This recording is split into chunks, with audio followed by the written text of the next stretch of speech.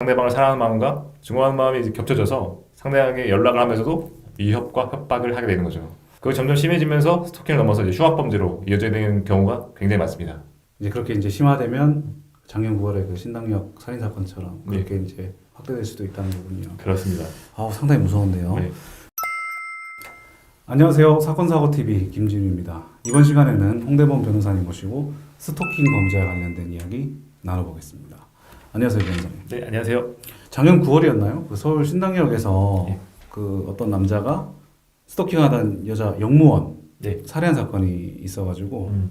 이제 우리 국민들의 많은 공분을 샀었는데요. 네. 변호사님도 혹시 스토킹 사건 관련해서도 하시나요? 예, 저도 네. 생각보다 많은 스토킹 사건을 하게 돼서 놀랐는데요. 오.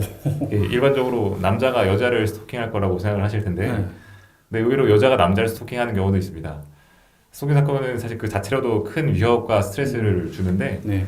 말씀하신 그 신당역 살인 사건에서처럼 이제 흉악범죄로 이어질 수 있는 가능성이 더 커서 큰 문제인데요. 근데 이런 성격에도 불구하고 우리나라에서는 스토킹이라는 것이 어떤 연인 간의 문제다, 사적인 문제다, 이런 식으로 대수롭지 않은 문제로 봐온 게 사실입니다.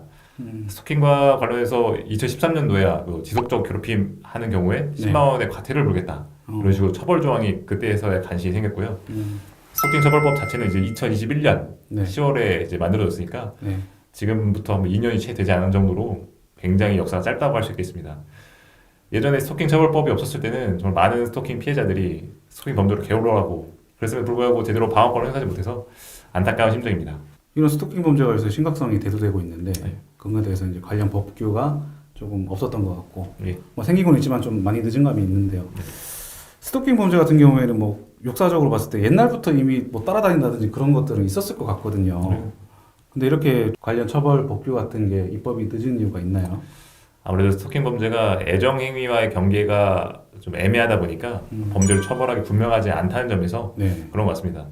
스토킹 처벌법에서 스토킹이란 이제 상습적으로 주거 등에서 기다리거나 지켜본 행위, 네. 전화나 문자 메시지를 보내서 불안감 또는 공포심을 일으키는 행위라고 정의하고 있는데요. 네. 과거에는 집 근처에 찾아간다든가 네. 또 연락을 자주 한다는 게 구애 행위로 어느 정도 당연한 행위로 받아들이는 사회적 정서가 있었거든요. 네네네. 이제 입법자들 입장에서도 그 특별한 범죄 행위 없이 그냥 연락을 하거나 집 근처에 찾아가는 것만으로 처벌을 하게 되면 너무나 많은 사람들을 처벌하지 않을까 그런 걱정 때문에 이런 입법이 많이 늦어졌던 게 아닌가 싶습니다. 하지만 이제 이 스토킹 처벌법 시행 이후에 보니까 네.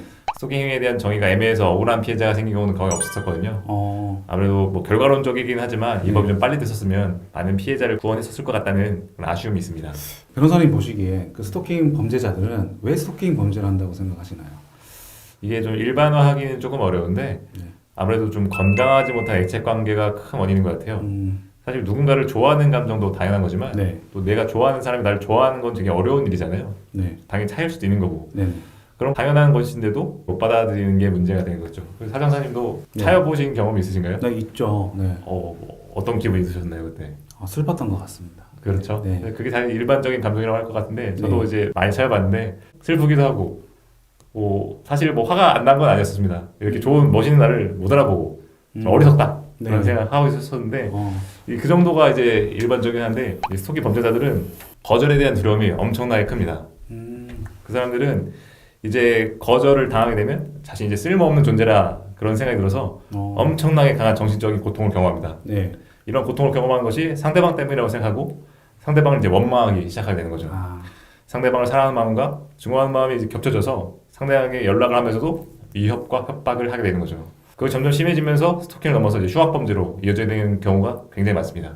이제 그렇게 이제 심화되면 그 작년 9월에 그 신당역 살인 사건처럼 그렇게 이제 확대될 수도 있다는 거군요. 그렇습니다. 상당히 무서운데요. 네. 그러면 이게 스토킹 범죄를 내가 당했다. 네. 그랬을 때 우리 피해자들은 어떻게 대응해야 될까요?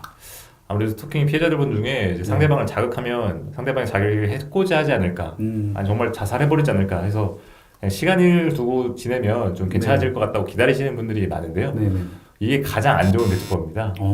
스토커들은 자신이 받아들여지지 않는다고 생각할수록 피해자한테 더 집착하고 더 증오감을 느끼는 경우가 엄청 많거든요. 네네네. 그래서 적극적으로 경찰에 신고하거나 네. 변호사 도움을 통해서 상담을 받아서 고소를 하고 보호 조치를 진행하시는 것이 가장 좋은 방법입니다. 그러니까 이제 스토킹 범죄가 더 심화되기 전에 예. 어떻게 네. 대응해야 되는지 네. 좀 상담을 받아보면 좋겠네요. 그렇죠. 그리고 그와 더불어 이제 적극적인 조치를 하시는 것이 가장 좋습니다. 그럼 뭐 조치할 수 있는 방법이 어떤 게 있나요? 일단은 고소와 또 이제 상대방에 대한 보호 조치가 있는데요. 네네네. 보호 조치라고 하는 게 뭐냐면 이제 일정한 집 근처로 오지 않게 한다든가 연락하지 않게 하는 겁니다. 만약 그런 것을 어기게 되면 이제 그거 자체만으로도 처벌을 받게 되는 그런 강제성이 있는 건데요. 꼭 형사 사건이 완료가 되지 않더라도 신고만으로도 보호 조치를 받으실 수 있기 때문에 굉장히 안전하게 되실 수 있는 겁니다. 아, 예, 알겠습니다. 말씀 잘 들었습니다.